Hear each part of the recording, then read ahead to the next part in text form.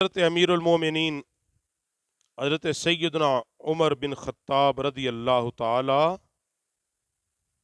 کا زمانہ مبارک ہے۔ آپ کے زمانے میں ایک نوجوان جو بڑا متقی پرہیزگار مسجد میں کثرت سے آتا جاتا تھا، اللہ کا نیک بندہ تھا، نمازیں پنجگانہ با جماعت پڑھتا تھا۔ تو اس سے ایک عورت محبت کرتی تھی۔ ایک مرتبہ اس عورت نے اسے اپنے پاس بلایا، یہاں تک کہ اس کو خلوت میں آ گیا، اس کے ساتھ علیحدگی میں چلے گئے۔ اور جب وہ علیحدگی میں گئے تو پھر اسے اپنے رب کی بارگاہ میں کھڑے ہونے کا خیال آیا۔ قریب تھا کہ وہ گناہ کر لیتا، قریب تھا۔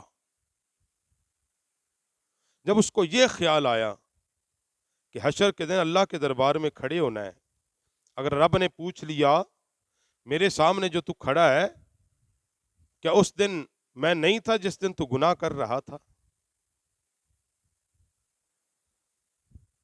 تو وہ غش کھا کے گر گیا۔ اس عورت نے اسے وہاں سے اٹھایا اور اپنے دروازے پر ڈال دیا، اور پھر اس نوجوان کا والد آیا اور اسے اٹھا کر اپنے گھر لے گیا۔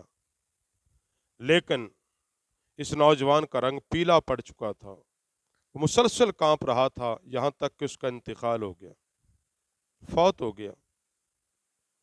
اس کو کفن دیا گیا، غسل دیا گیا، پھر اس کو دفن کر دیا گیا، یہ خبر حضرت سیدنا فاروق اعظم تک بھی پہنچ گئی۔ تو حضرت سیدنا فاروق اعظم نے فرمایا کہ اس نوجوان کی قبر کہاں ہے؟ تو سیدنا عمر بن خطاب اس کی قبر کے کنارے کھڑے ہو کر پھر قرآن پڑھتے، فرمایا وَلِمَنْ خَافَ مَقَامَ رَبِّهِ جَنَّتَانِ، جو اپنے رب کے حضور کھڑے ہونے سے ڈرا، اللہ اس کے لیے 2 جنتیں عطا کرتا ہے۔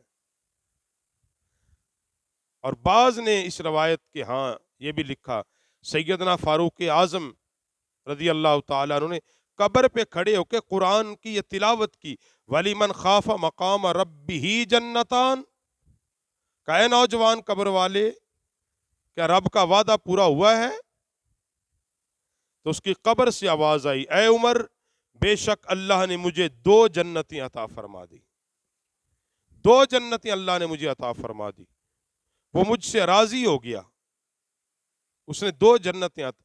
تو مطلب کہ جو اللہ سے ڈر گیا، جس کے دل میں خوف خدا آ گیا، اللہ کا ڈر بیٹھ گیا، اور اس لیے گناہ نہیں کیا، اللہ سے ڈر گیا، اللہ کا خوف آیا کہ میں اپنے رب کے حضور کیا منہ لے کے جاؤں گا، کس منہ سے جاؤں گا گناہ کر کے، اور اس حال میں اس کو موت آ گئی، ڈرتے ڈرتے اللہ سے اس کو موت آ گئی، اس لیے گناہ سے چھوڑ دیا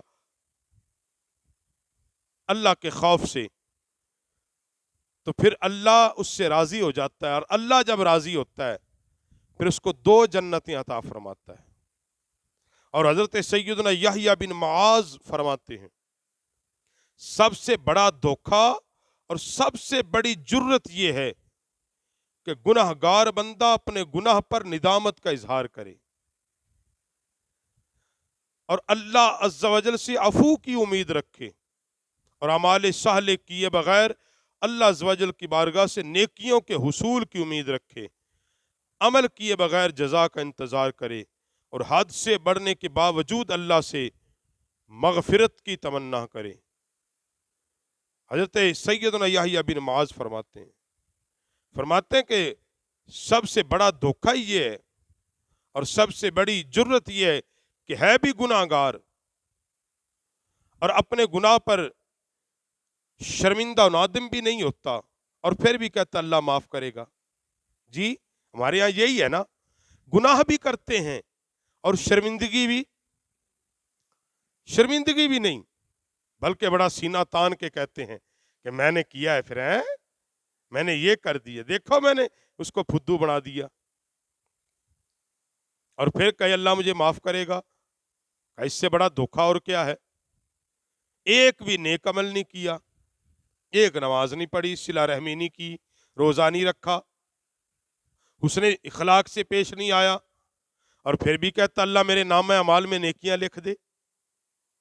یار کبھی ایسا بھی ہوا ہے زمین میں، زمین کا مالک کچھ ڈالے نہیں اور امید لگا کے بیٹھ جائے اس سے فصل اگے، اناج اگے، اس سے پھل بوٹے اگ جائیں؟ ایسا نہیں ہوتا۔ پہلے اس میں بیج ڈالو، اپنی محنت کرو، کرنے کے بعد کو مالک بے نیاز میرا کام میں نے کر دیا، اب تیری مرضی ہے۔ نیک عمل تیرے اختیار میں ہے، تو کر، کرنے کے بعد کو اللہ اس کو قبول کرنا تیرا کام ہے۔ اور حد سے بڑے اس کے باوجود کہ اللہ مجھے معاف کر دے، اور خوف خدا کے حصول اور اس میں اضافہ سب سے بڑا علم ہے، ذریعہ علم ہے۔ اگر چاہتے ہو تمہیں اللہ کا خوف نصیب ہو، تم چاہتے ہو کہ تمہارے اندر نیکیوں کی محبت آئے، تو پھر اس کا ذریعہ یہ کہ تم اللہ کے دین کا علم حاصل کرو۔ کیوں؟ انما یخشی اللہ من عبادہ العلماء، اللہ سے اس کے بندوں میں وہی ڈرتے ہیں جو اہل علم ہیں، جو اہل علم ہیں۔ اس لیے اگر چاہتے ہو تمہیں خوف خدا ملے تو پھر علماء کے پاس بیٹھو اور دین کا علم حاصل کرو۔